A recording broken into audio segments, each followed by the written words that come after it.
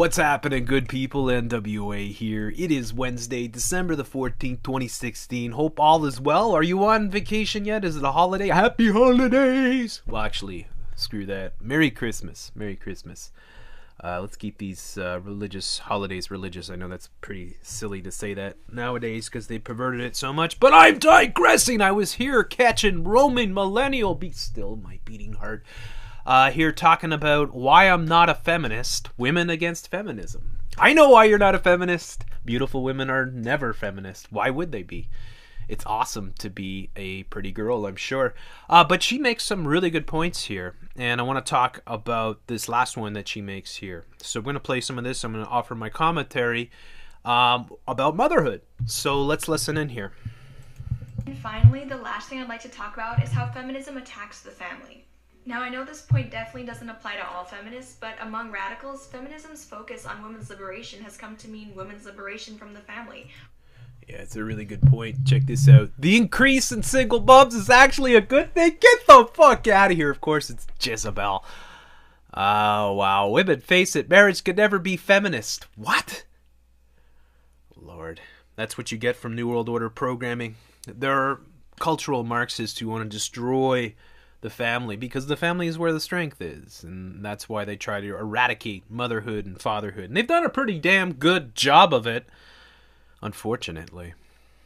And there's way too few women out there or mothers that are actually being mothers, like raising your kids, like getting them out of bed and not shuffling them off to some hideous institution. Actually, I would say every single mother out there, if you get the opportunity, homeschool your kids, raise your own kids, take them away from the state. That's the most important thing. Then they won't grow up to be, fourth wave, fifth wave, militant sort of feminist who hate everything that has to do with motherhood or traditional sort of female roles. And that's the whole thing. I mean, it's astonishing what they've done to women. I really would have to blame a lot of the women's magazines and Ellen DeGenerate type shows that condition women into being narcissistic selfies and putting their career ahead of everything. And, fuck motherhood. I mean, it's unbelievable. It really is. Because it used to be the primary purpose. I mean, it's not the only purpose of women, but it was the primary purpose was to be a mother. It's a wonderful, wonderful thing. And it's not something that lasts half a year or a few weeks or a month or two. It should be, decades, really. And this is what they've done. So I know some people. I do have family members that are mothers that are staying at home and raising their kids. Every mother should do this if they can. In fact, they should, no matter what. Don't, I mean, that's what drives me nuts. It's like, what? You have a kid and then you're back at work a few months later? Get the fuck out of here. Fuck your job. Get the hell out of there. Raise your kid. Be poor and raise your kid. It's just unbelievable. This is how they destroy us, all right? They're destroying us because people aren't having families anymore. The cultural Marxists came in and they put a major bullseye on the family nucleus. They want to destroy motherhood and fatherhood and family, just family upbringing, and it's really tragic. And I say it a lot, and I suppose I should say it again. I mean, I grew up in a hellhole because my parents could not afford to live the lifestyle that they were trying to live. And, both parents had to work and both parents became extremely miserable, and it was horrible. It was absolutely horrible. I just wish my mother would have stayed at home and raised the kids and didn't have to go off to work and be exhausted all the time. And, you ask a woman to go out to work 8 hours a day, another hour or so and getting back and forth. Then they got to come home and make dinner, and then deal with the homework and all this shit. And it's not at all how parenting should be. It really isn't. And it makes bad people because then people don't get the proper upbringing that they're supposed to get. And this is what fumes me about this whole, third wave feminism and triumphing the self over everything. I mean, that's fucking stupid. Women should cherish being mothers. I mean, it should be the greatest accomplishment of your life. to do something, to give birth and to raise a child, and then, you know, raise that child, you know, like it's something special. And you will have something special, but of course this is what they've killed. I mean, the women think that being a mother is prison. It's unbelievable. I mean, I was covering it a few weeks back, or I don't know, it was a month or two ago, and they had this magazine. I don't know if it was Vogue or something. I don't know. It was one of these big time magazines, international sort of women's magazines, and it had Adele on the cover and postpartum depression, and it had all these catchwords dealing with, you know, abortion and pregnancy difficulties on the cover itself. And I was pointing this out. I was like, look what they're doing. They're actually conditioning women that are reading this cover to hate or to dread the idea of motherhood. It's just fucking astonishing. Anyways, let's get back to Roman Millennial here. Or from marriage and motherhood. And I think this is actually one of the most dangerous wanting kids is entirely normal. Yeah, the New World Order. We're all selfie trannies. Why the ingrained expectation that women should desire to become parents is unhealthy? What?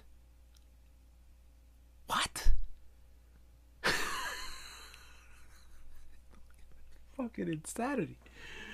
The Atlantic. They're all jerk-off fucking magazines. This is an attack on humanity. This is what it is. It's a much bigger picture than just divide and conquer. I mean, they're really assaulting people, families. And they know it's the key. Like, and they look at the generation shift. I mean, when you think about it, they did a poll, and I show this a lot, in Great Britain. Cenk Uygur jerked off about it. He was so excited. But you know, they said 49% of kids in Great Britain identify as something other than heterosexual. What the fuck is wrong? Maybe it's because they don't have strong father and mother figures to give them that role model, and they're too busy watching the jerk-offs on YouTube and wherever else, in the movies and shit like that. Nobody acting with responsibility. Every popular YouTuber you know, I went through the top, I don't know, 100 or so YouTubers. None of them have kids. They all have dogs or cats. It's not by accident either. I mean, you have to be living in denial to think that they aren't trying to turn people away from having families and raising their own kids. And that's, to me, is the probably the greatest casualty of feminism is mothers, and the fact that they put everything in front of motherhood is just astonishing. And the people that write these articles are monsters. I mean, it's just awful. Why are you telling women not to have kids? I mean, what the fuck's wrong with you? What the fuck is wrong with you? And then they tell you, don't raise your kid, don't fucking bring your kid up. Stick them in the institution. Here's $5 a day daycare, like they have here in Quebec, or they tried to institute. And people think, well, I can go now and work 2 jobs. Well, you get taxed twice as much, and you're not raising your fucking kids. Your kids are, and then even when you come home, you're fucking exhausted. So the parents come home from work and they're exhausted because they're in poor health. They're eating crappy food. They're not getting the proper sleep. They're overworked. And they're not being parents. Period. It's not just mothers, it's fathers too. It's the exact same thing. Now, traditionally, fathers would always go off and earn the bacon, but they would come home and they would have a nice cooked meal for them. They'd be able to sit back and spend time with their kids. Not anymore. I mean, it's just astonishing what they've done to people. So, yeah, I encourage young women like Roman Millennial here to be strong mothers. You know, that's what you should do with your life. It should be your priority. And then when you're done with that, then you can go and kick ass and be a senator or frickin', I don't know, you know, president or prime minister or whatever you want to be. You just want to be a librarian. It doesn't matter. But this whole thing, when they, you know, it's like men control the world. Well, you know, it used to work, and we used to have families, and we used to bring up children that would be strong and would identify with their parents and would be a reflection of their parents' strong sort of family values, and that is gone. I mean, I don't see it anywhere. I mean, I see it 1 out of a million people actually spending adequate time with their kids. It's just astonishing. Anyways. Modern day feminism. Marriage and children having both their parents in their lives has been proven to reduce the likelihood of poverty and delinquency in children. However, I've been seeing a worrying amount of feminists contributing to society's disavowal of family values under the guise of female empowerment. Let me be clear, I have nothing against single mothers, and I don't think people should have to get married and have children if they don't want to. Yeah, I agree. But we shouldn't be encouraging women to be single mothers, and we shouldn't be encouraging people to give up on the idea of families. They're what's best for children and what's best for society in general. Damn, will you marry me?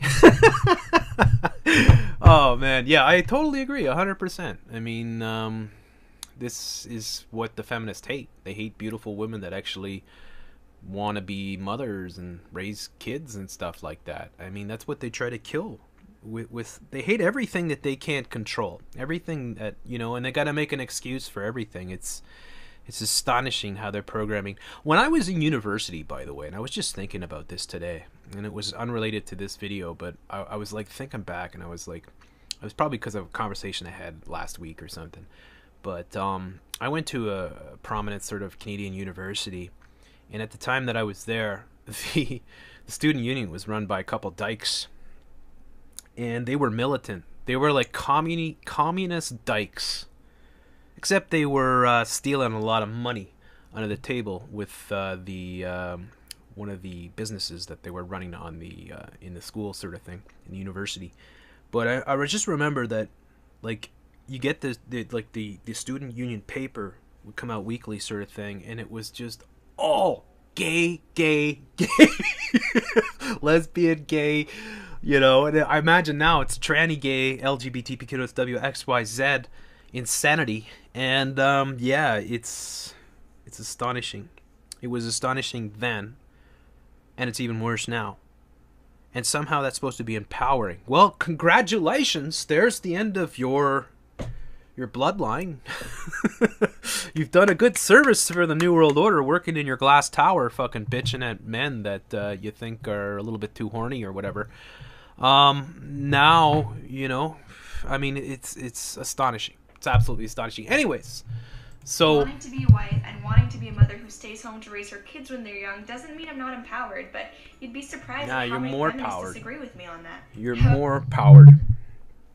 You're more powered. Because that's what they don't want you to think. They don't want you to think that. And this is, academia is the worst at it, because that's where they infested them. That's where they got in, through their cultural Marxism, through academia. And that's why feminist programs exploded. And again, going back to my own schooling, I was told that in my field that I was studying, that there was no chance, there was not one white male that had been hired by any big-time university in a decade in the field that I was studying, because of affirmative action programs, because of pro-feminist affirmative action, and, you know, ethnic sort of diversity, and all these things that we could put under the umbrella of cultural Marxism.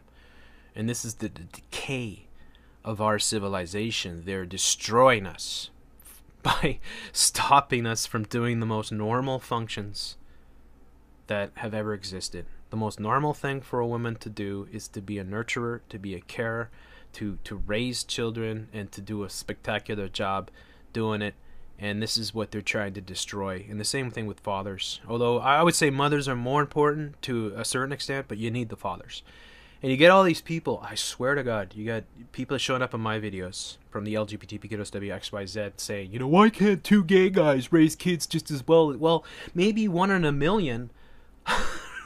What are they doing with kids? I mean, come on. You want the kids to go to bed at night and hear these guys butt fucking each other? Oh, man, it's just crazy. Anyways, let me know what you think. I thank Roman Millennial for the video. If you listen to this and you'd like to do a podcast sometime, let me know. Definitely be on board. All right, have a wonderful day.